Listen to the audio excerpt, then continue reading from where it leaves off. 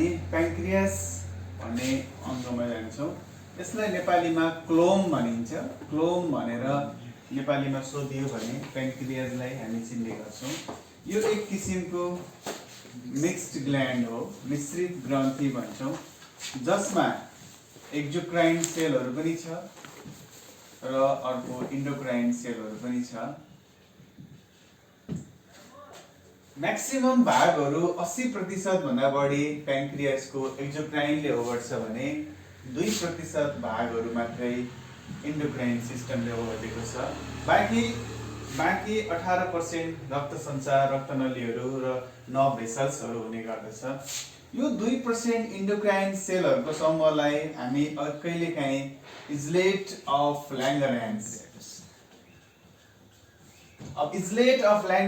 भनेर कसलाई चिनिन्छ भन्यो भने प्याङ्क्रियास हो। तर प्याङ्क्रियास भित्रको पनि विशेष त चिन्ने भनेको कसलाई मात्रै हो? इन्डोक्राइन सेलहरूको समूहलाई मात्रै इजलेट अफ ल्याङ्गरह्यान्स भनेर भन्ने गरिन्छ। प्याङ्क्रियास 12 देखि लिएर 15 सेन्टिमिटर लामो हुने गर्छ। कहिलेकाहीँ प्याङ्क्रियासको लम्बाइ कति भन्यो भने 12 देखि 15 सेन्टिमिटर, करिब 60 ग्राम यसको वेट हुने गर्दछ। तौल, प्याङ्क्रियासको तौल कति भनेर प्रश्न गर्यो भने 60 ग्राम भनेर हामी भन्ने गर्छौँ। प्याङ्क्रियासमा अलमोस्ट 4 पार्ट्सहरू हुने गर्छ। प्याङ्क्रियासका भागहरू कति भनेर सोध्यो भने 4 वटा भागहरू।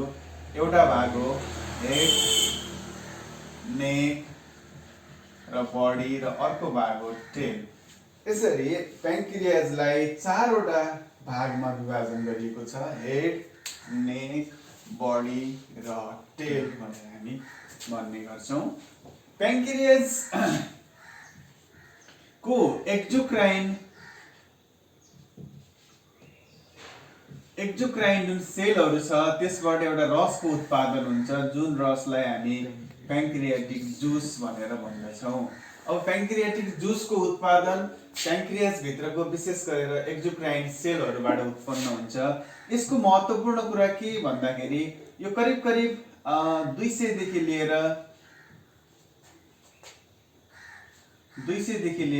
800 ml पर डे सम्म उत्पादन हुन्छ। अराउन्ड हामी 1 केजीसम्म पनि 1 लिटरसम्म पनि भन्न सक्छौँ हैन, उत्पादन हुने गर्छ। यसको पीएच भ्यालु 8। यसको अर्थ यो केमा पर्छ भन्यो भने अल्कालाइन समूहमा, क्षारीय। त्यसो भएर शरीरको सबैभन्दा बढी पीएच भ्यालु भएको रस फेरि कुन हो त? प्याङ्क्रियाटिक जुस भने। सबैभन्दा कम पीएच भ्यालु भएको रस चाहिँ गेस्ट्रिक जुस भनेर हामीले हिजो व्याख्या गरेका थियौँ है।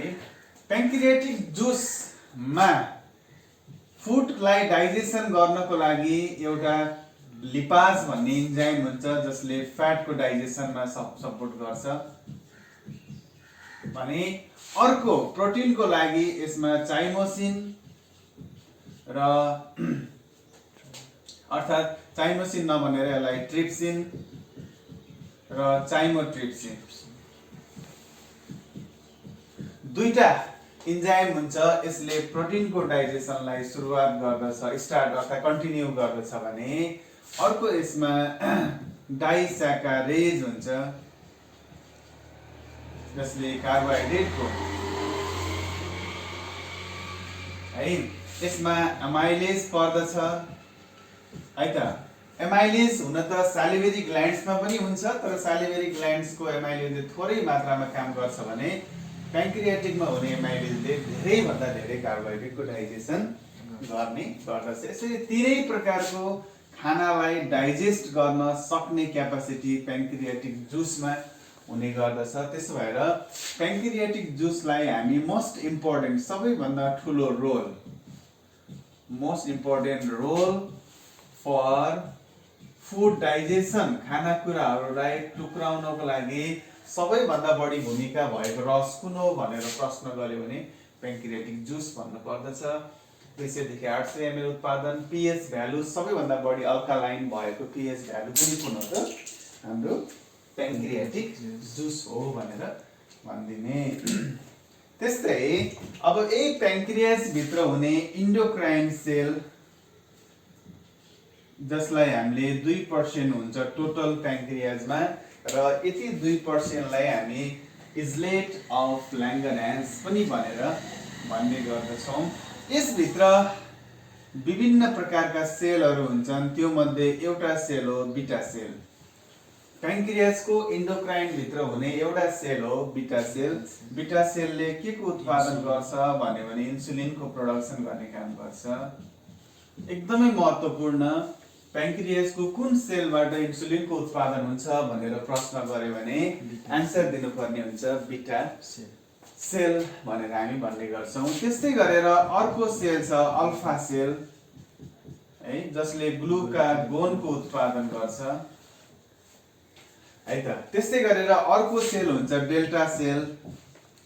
डेल्टा सेलले सोमाटोस्ट्याटिनको उत्पादन गर्छ। अनि अर्को हो कहिलेकाहीँ याप सेल पनि भन्न सक्छ। याप सेल भनेको चाहिँ प्यान्क्रियाटिक पोलिपेप्टाइड्स एउटा इन्जाइम हो, यसको उत्पादन गर्छ। तर यी मध्ये हामीलाई मुख्यतया एकदमै महत्त्वपूर्ण भनेको बीटा, त्यसपछि अर्को चाहिँ के हुन सक्छ अल्फा। बीटा सेलले के को उत्पादन गर्छ इन्सुलिनको, अल्फा सेलले के को उत्पादन गर्छ भनेर सोध्यो भने ग्लुकागोनको। इन्सुलिन र ग्लुकागोनलाई ब्यालेन्समा राख्न सहयोग गर्ने फेरि त्यो रसको नाम के हो सोमाटोस्ट्याटिन, जसलाई कसले उत्पादन गर्छ प्यान्क्रियासमा भएको डेल्टा सेलले उत्पादन गर्दछ। यसरी रगतमा भएको ग्लुकोजलाई इन्सुलिनको माध्यमले सेलको पनि विशेष गरेर माइटोकन्ड्रिया र बाँकीलाई यही इन्सुलिनले फेरि लिभरमा लगेर स्टोरेज गराउने काम गर्छ। लिभरमा ग्लुकोज स्टोरेज भयो भने त्यसलाई के भनिन्छ ग्लाइकोजेनको रूपमा स्टोर गराउँछ भने सेलको माइटोकन्ड्रियामा ग्लुकोजले के को उत्पादन गर्ने गर्छ एटिपी को उत्पादन गर्ने गर्छ। भनेको अर्थ यदि यो इन्सुलिनले रगतमा ग्लुकोजको मात्रालाई के काम गर्यो घटाउने काम गर्यो भने यदि रगतमा ग्लुकोजको मात्रा कम भयो भने फेरि यो ग्लाइकोजेनलाई टुक्राएर ग्लुकोज बनाएर ब्लडमा ल्याइदिने काम कसको हो त ग्लुकागोनको। त्यसो भएर ग्लुकागोनले रगतमा ग्लुकोजको मात्रा बढाउने कार्य गर्छ भने इन्सुलिनले रगतमा ग्लुकोजको मात्रा घटाउने कार्य गर्छ। इन्सुलिनले ब्यालेन्स होइन है, प्रश्न गरिन्छ ग्लुकोजको मात्रालाई सन्तुलनमा राख्ने कार्य होइन, सन्तुलनमा राख्नको लागि इन्सुलिन र ग्लुकागोन दुईटैको रोल उत्तिकै हुन्छ। तर इन्सुलिनको कार्य के हो भनेर सोध्यो भने यसले के गर्छ ब्लड लेभललाई के गरिदिन्छ घटाउने कार्य गर्छ भनेर भन्ने। ग्लुकागोनको कार्य के हो भने यसले ब्लडमा ग्लुकोजको लेभललाई बढाउने कार्य गर्छ। यसरी दुईटा ब्यालेन्स भयो भने हाम्रो रगतमा ग्लुकोजको मात्रा बढ्न पाउँदैन। तर यदि कुनै कारणवश प्यान्क्रियासबाट पर्याप्त मात्रामा इन्सुलिनको उत्पादन भएन भने अब के हुन्छ भने रगतमा ग्लुकोजको मात्रा बढ्छ। जुन बोकेर लग्दिन पर्ने हो त्यो लग्न सक्दैन, त्यसपछि बिस्तारै रगतमा ग्लुकोजको मात्रा बढ्न जान्छ, जुन अवस्थालाई हामी के भन्छौँ डायबिटिज मेलाइटस अर्थात् डीएम। यसरी डायबिटिज भनेको डाइरेक्टली रिलेटेड विथ केसँग सम्बन्धित छ त इन्सुलिनसँग सम्बन्धित हुने गर्दछ।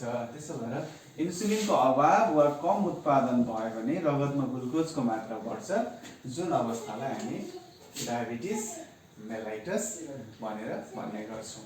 अब इन्सुलिन दुईटा कुराले उत्पादन कम हुन सक्छ। एउटा मान्छे धेरै मोटाइमा मोटो वा फ्याटी वा ओभरवेट भयो भने इन्सुलिनको उत्पादन कम हुन्छ हैन, त्यसपछि ग्लुकोजलाई मेटाबोलाइज गर्न सक्दैन, जसले गर्दाखेरि रगतमा ग्लुकोजको लेभल बढ्न जान्छ। त्यस्तोलाई हामी टाइप 2 डायबिटिज मेलाइटस भन्छौँ। धेरै मोटाएर शरीरमा ओभरवेट भएर ग्लुकोजको लेभललाई मेटाबोलाइज अर्थात् कम गर्न नसक्ने अवस्थालाई टाइप 2 डायबिटिज मेलाइटस भनिन्छ। विशेष गरेर आफ्टर 40 वर्षपछि प्राय जसो मोटो मान्छेमा देखिने डायबिटिज भनेको टाइप 2 हुन्छ भने यदि प्यान्क्रियास नै रोग लागेर डिजिजको कारणले गर्दाखेरि प्यान्क्रियास फेलियर भइदियो जसले गर्दाखेरि इन्सुलिनको उत्पादन घट्न गयो, त्यस्तो प्रकारको डायबिटिजलाई चाहिँ फेरि टाइप 1 डायबिटिज मेलाइटस भनिन्छ। यसलाई आइडिडिएम पनि भनिन्छ भने यसलाई एनआइडिडिएम पनि भनिन्छ।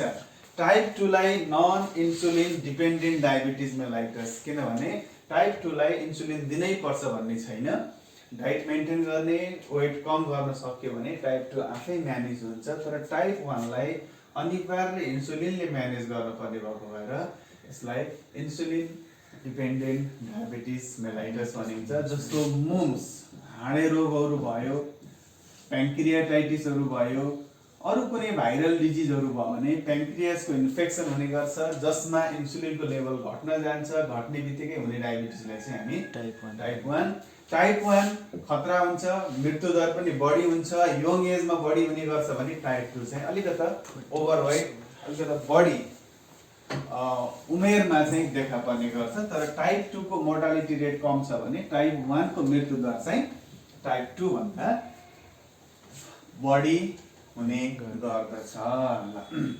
यसरी प्यान्क्रियासमा हामीले महत्त्वपूर्ण कुराहरू गर्यौं है।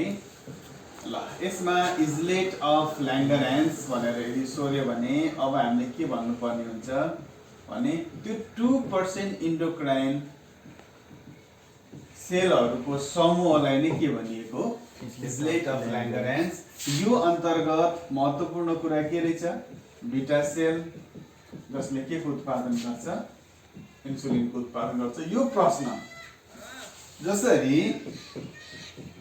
पेराइटल सेलबाट के को उत्पादन हुन्छ भनेर सोध्यो भने एचसिएल हाइड्रोक्लोरिक एसिडको भन्नुपर्छ। त्यसैगरी बिटा सेल, दुईटा सेलको बारेमा एक्जाममा सोध्न सक्छ। एउटा बिटा सेलले के को उत्पादन गर्छ, अर्को चाहिँ पेराइटल सेलले के को उत्पादन गर्छ भनेर भन्न सक्छ। त्यसपछि